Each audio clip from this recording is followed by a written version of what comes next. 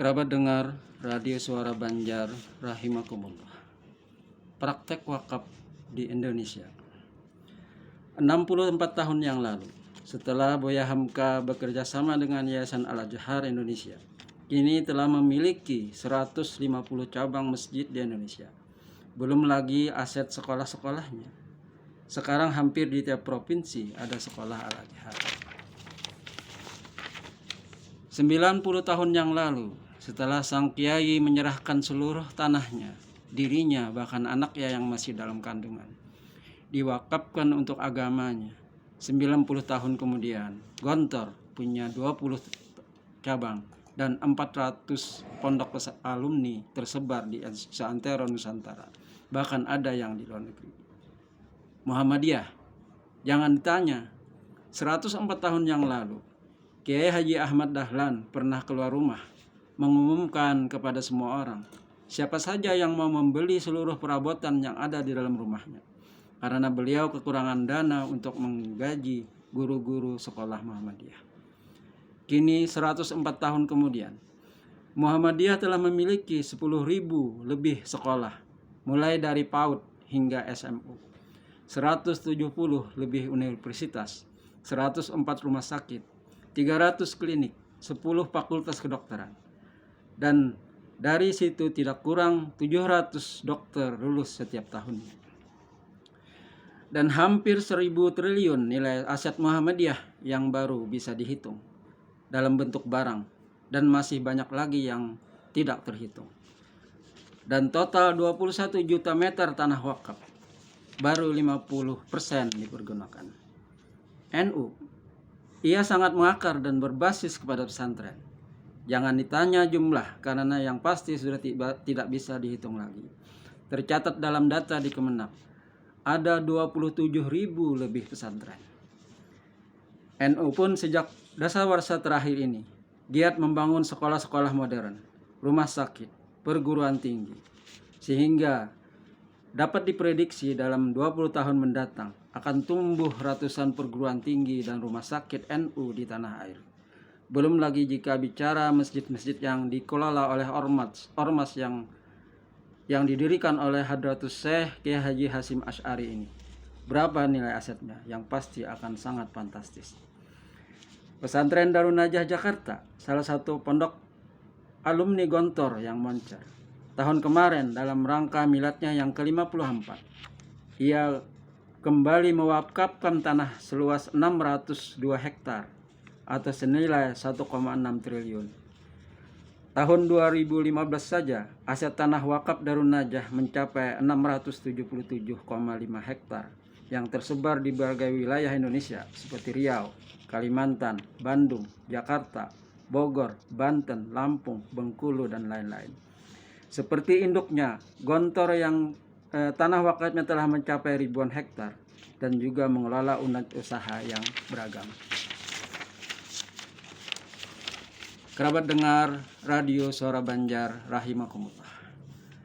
Potensi wakaf di Indonesia, menurut data Sistem Informasi Wakaf atau SIWAK Kementerian Agama RI, potensi wakaf tanah mencapai 414.829 lokasi dengan luas 55.259,87 hektar.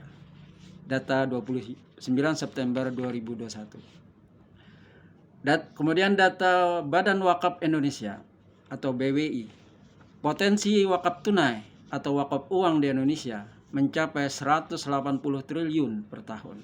Data 29 September 2021.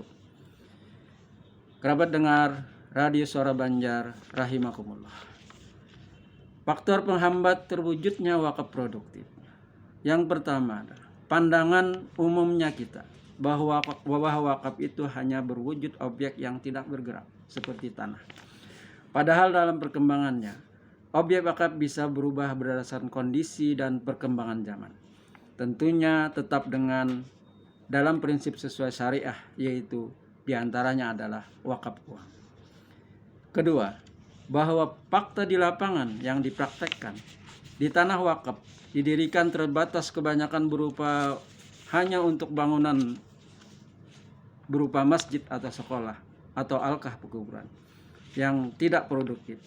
Padahal untuk bisa menjadi produktif di bawah masjid atau masih dalam areal masjid, bisa didirikan toko atau malah pasar. Atau tanah wakaf dijadikan investasi tempat usaha atau dikerjasamakan dengan pelaku bisnis. Ketiga, peruntukan wakaf didasarkan kepada wasiat pemberi wakaf yang kaku dan tidak produktif. Padahal ada contoh praktek wakaf produktif. Khalifah Utsman bin Affan radhiyallahu anhu dengan sumur rumah di atas, yang objek wakafnya tetap kekal, fisik dan manfaat, bahkan terus berkembang dan terus bertumbuh.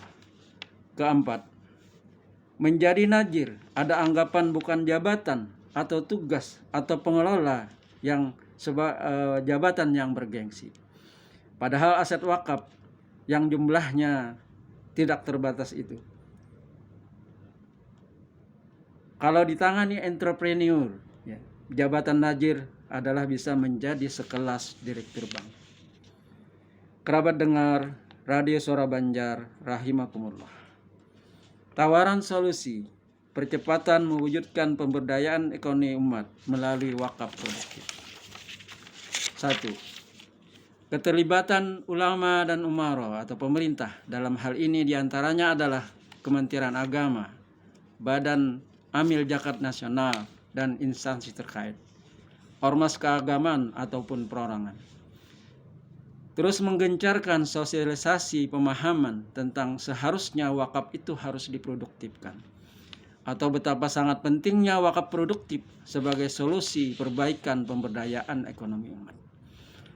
Kedua, memaksimalkan salah satu tugas fungsi Kementerian Agama di kantor urusan agama, yaitu pelayanan bimbingan zakat dan wakaf, berupa sosialisasi kepada wakif dan nazir tentang pentingnya wakaf dikelola dengan baik dan dikuatkan legalitasnya secara hukum dengan sertifikat wakaf, dan bagaimana menjadikan wakaf menjadi produktif supaya wakaf berkembang dan bertumbuh untuk kesejahteraan umat. Ketiga, pelatihan entrepreneur bagi nazir dan calon manajer atau pengelola atau mitra bisnis wakaf dalam bentuk workshop, misalnya kewirausahaan dan manajemen syariah, pemanfaatan wakaf produktif, guna merubah mindset bahwa menjadi nazir atau pengelola wakaf tidak saja bergengsi di dunia di mata manusia, tapi juga menjadi ladang pahala tidak saja bagi diri tapi juga untuk umat. Baik di dunia dapat, di akhirat juga dapat. Karena objek wakaf oleh nazir bisa dikerjasamakan dengan pihak memodal dengan tetap menjalankan prinsip-prinsip manajemen dan pengelolaan secara syariah. Misalnya karena tanahnya strategis di jalan yang besar dan daerah padat penduduk, bisa dibangunkan supermarket, apotik, rumah sakit, klinik, BMT atau Baitul Mal wa Tamwil, rumah makan, toko, sembako, pertanian, perkebunan, peternakan, dan sektor-sektor strategis yang banyak menyerap sumber daya manusia dan memaksimalkan sumber daya alam dan lain-lain. Keempat, untuk mewujudkannya, adanya kerjasama lintas sektoral sebagai pengampu yang memfasilitasi serta secara regulasi atau aturan perundangan, rekomendasi maupun pendanaan untuk bisa berjalannya poin-poin di atas, terutama stakeholder seperti Kementerian Agama, Badan Amil Zakat Nasional, instansi lembaga pemerintah yang membidangi, maupun ormas Islam yang terkait. Kerabat dengar Radio Suara Banjar rahimakumullah. Oleh karenanya dapat kita simpulkan, wakaf produktif itu ibarat potensi model real, baik pahala maupun materi yang sangat besar dan kekal objeknya, yang dapat dikembangkan dan bertumbuh secara berkelanjutan dan terus membesar, yang keuntungannya dapat dipergunakan bagi kepentingan dan kesejahteraan umum atau umat, berdimensi sosial terhadap fakir miskin, asnaf penerima zakat, dan menjadi sarana ibadah pahala jariah bagi wakif dan pengelola maupun siapa saja yang terlibat dan melibatkan diri di dalamnya, yang berdampak langsung dan tidak langsung terhadap berkembang dan bertumbuhnya perekonomian umat. Kerabat dengar Radio Suara Banjar rahimakumullah. Demikian yang bisa kami sampaikan. Semoga ada manfaatnya dan mudah-mudahan kita bersama dapat melaksanakannya. Untuk itu marilah kita berdoa. Allahumma sholli ala Muhammad wa ala ali sayyidina Muhammad. Allahumma aktubis salamata wassihhata wal afiyata lana walil muslimina wal muslimat minal hadirina wal ghaibina ya arhamar rahimin. Allahumma inna nas'aluka salamatan fid dinina wa ahlina wa auladina wa amwalina wa afiyatan fil ajsadina wa ziyadatan fil ilmina wa barakatan fil rizqina wa taubatan qabla maut wa maghfiratan ba'dal maut. Allahumma aftah lana abwabal khair wa abwabal rahmah wa abwabal barakah wa abwaban ni'mah wa abwabal quwwah wa abwabas sihah wa abwabas salamah wa abwabal afiyah. Allahumma afina min kulli bala'id dunya wa bala'il akhirah wa syarrid dunya wa syarril akhirah.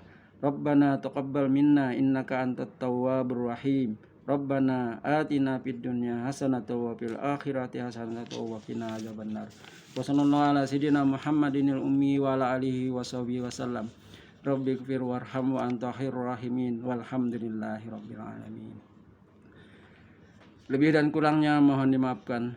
Yang benar datangnya dari Allah Subhanahu wa taala yang Maha benar. Dan yang salah, khilaf atau keliru datangnya dari kami pribadi sebagai manusia biasa yang tidak pernah luput dari salah, khilaf dan dosa. Akhirul kalam, subhanakallahu wa bihamdik asyhadu an la ilaha anta astaghfiruka wa atubu ilaik.